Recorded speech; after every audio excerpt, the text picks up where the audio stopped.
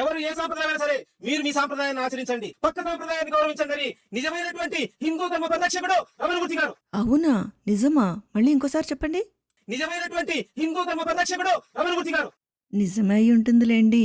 ఈ బిట్టు చూశాక నిజమే అనిపిస్తుంది. లేదు, నువ్వు తప్పు చేసావా రైట్ చేసావా ఆమె ముఖం చూసి మాట్లాడే దమ్ము లేదు. ఆమెకు తెలియకుండా ఆమె తన తమ్ముడిని ఆమె యొక్క మరిదిని తీసుకెళ్లి అడవిలో వదిలిపెట్టొచ్చని చెప్పగలిగినటువంటి మనిషి నీకు దేవుడవుతాడు. మహిళలకు ఎలా తల్లిదండ్రులు నేను ఎలా అవుతాడు? మహిళకి ఎలా అవుతాడు? ఆయన ప్రపోజ్ చేస్తే ఒక ఆమె ఆయన మీద మనసు పడింది అంతే కదా, ఆమె ముక్కు చెల్లు పోయించాడు. బయట ఇప్పుడు ఎవడు యాసిడ్ చేసే దాడి చేసే వాడికి నీ దేవుడికి ఎవడు తేడా? మరి నువ్వు ప్రపోజ్ చేయలేదా? మరొక అవతారంలో దేవుడు ఏం చేస్తాడంటే భర్తలతో పడుకునేటువంటి ఆడవాళ్ళని కూడా 16,000 మంది రాత్రి వేడి ఊది అందరిని తీసుకెళ్ళిపోతాడు. మరి ఆయన ముక్కు చెవులు పోయగలదా? ఆడమనిషి ప్రపోజ్ చేస్తే ముక్కు చెవులు పోయించగలదా? నీ దేవుడు అయ్యాడు, నువ్వు ఎందుకు పూజ చేస్తున్నావు? ఆ మతాలు నువ్వు ఎందుకున్నావు? ఏ పుస్తకం గురించి మాట్లాడతాను?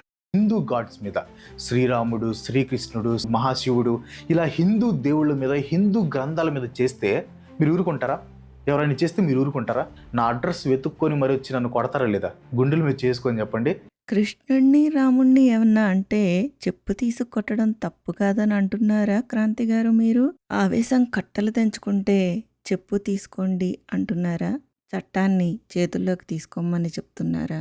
అలా చేయడం తప్పు కాదు అంటున్నారా? అంతేగా అంతేగా